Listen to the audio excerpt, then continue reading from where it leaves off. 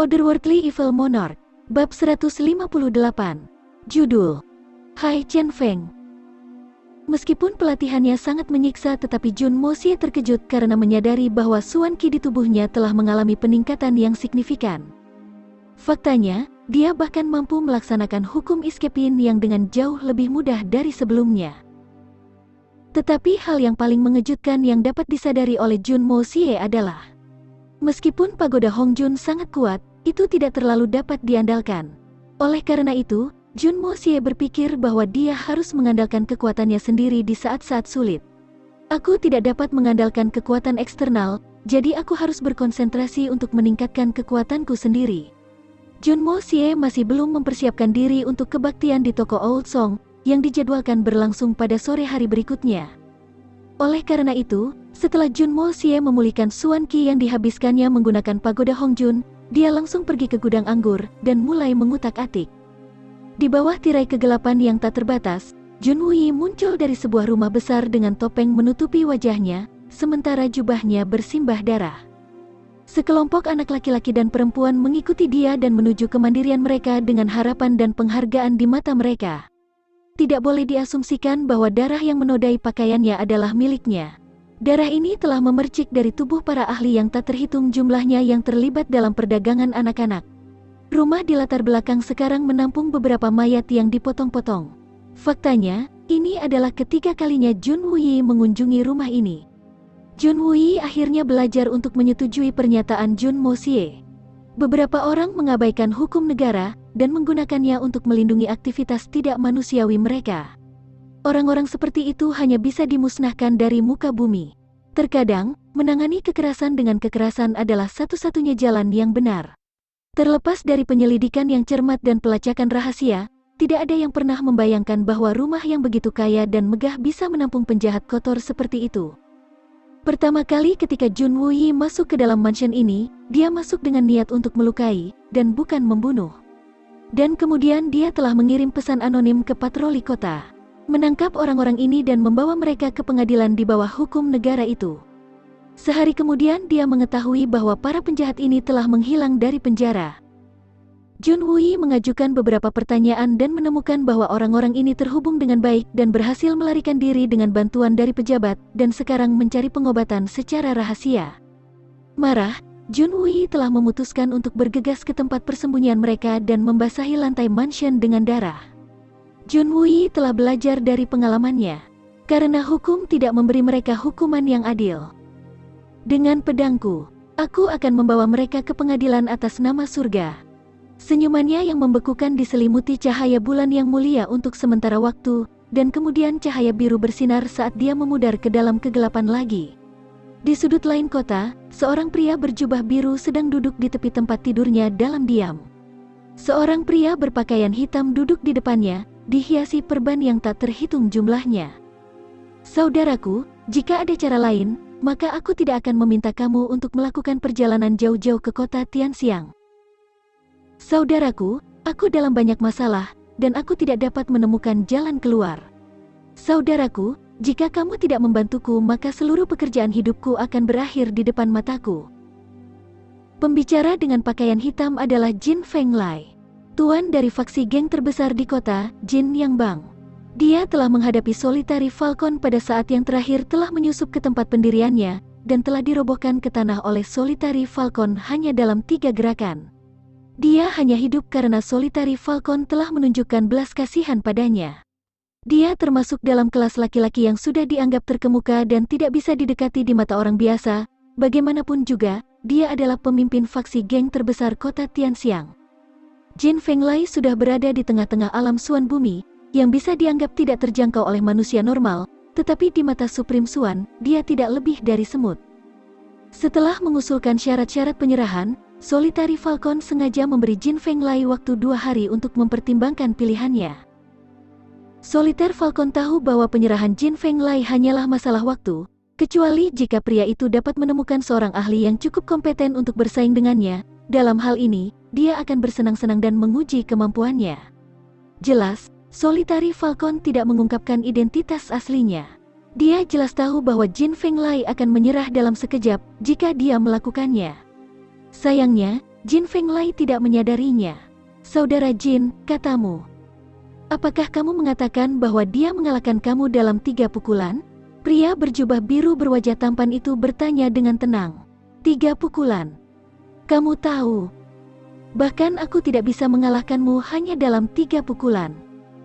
Nyatanya, jika aku mencoba, aku mungkin tidak akan berhasil. Sejauh yang aku tahu, alam suan pria ini berada di atasku. Kakak Hai. Apakah kamu?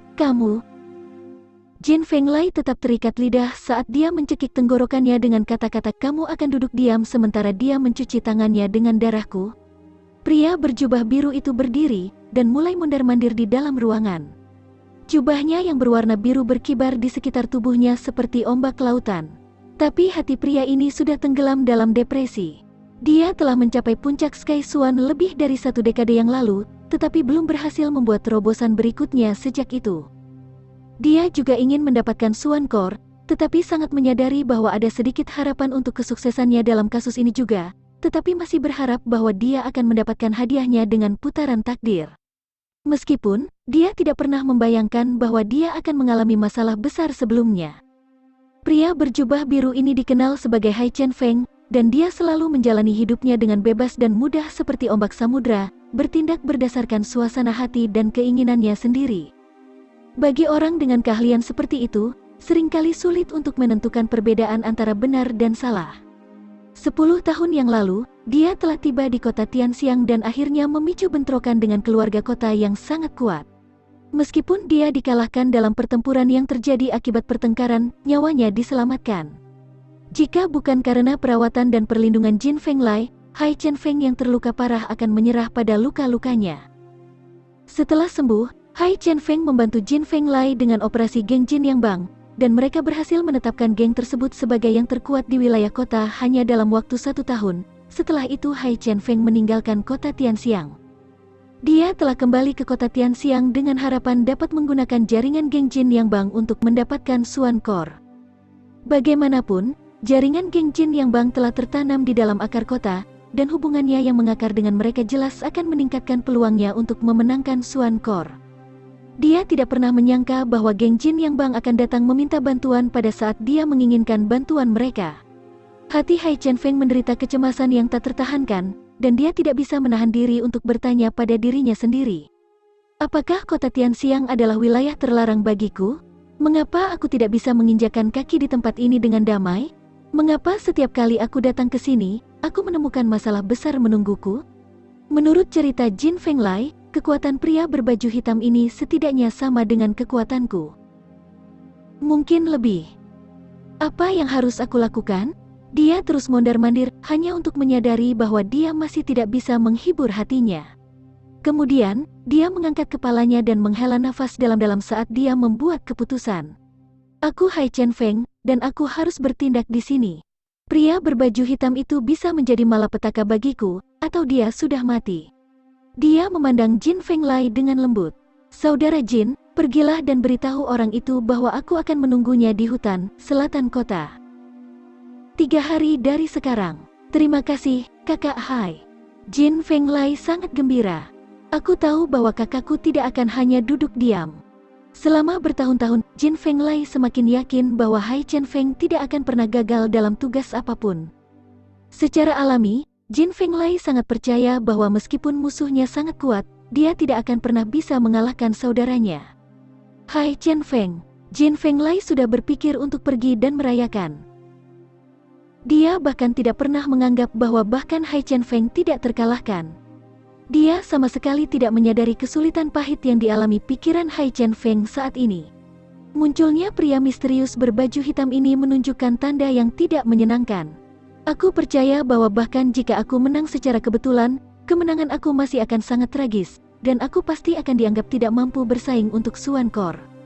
Ini terakhir kalinya aku mencoba membantu Brother Jin. Apapun hasil dari pertempuran ini, aku akan meninggalkan kota Tianxiang segera setelah pertempuran, dan aku tidak akan pernah kembali lagi.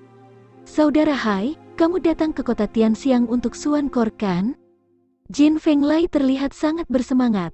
Aku akan segera mengirimkan kelompok pencari untuk menjelajahi semua sudut seputar masalah ini. Haha, Sebenarnya, ketika aku mendengar bahwa kamu datang, aku segera menyadari bahwa kamu di sini untuk Xuankor, dan aku mulai membuat pengaturan untuk membantu kamu mendapatkannya. Jin Fenglai tersenyum dan berkata, "Jika kekuatan sepertimu dibantu oleh geng Jin Yang Bang, maka aku percaya bahwa bahkan mendapatkan Xuankor level 9 seharusnya tidak menjadi masalah." "Tidak, kamu salah. Aku tidak datang ke sini untuk Xuankor." Hai Chen Feng perlahan menggelengkan kepalanya saat jejak kepahitan melintas di matanya. "Sudah 1 dekade, dan aku sangat merindukan saudaraku.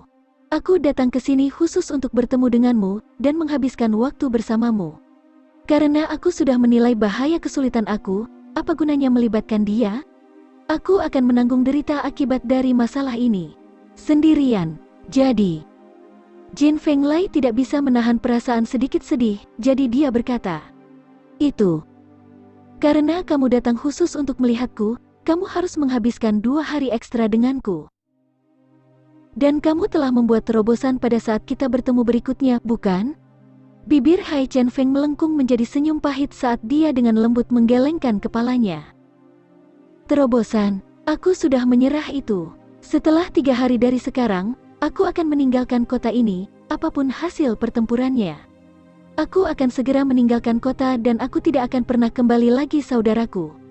Jadi kita hanya punya 3 hari untuk menghabiskan waktu bersama kakak."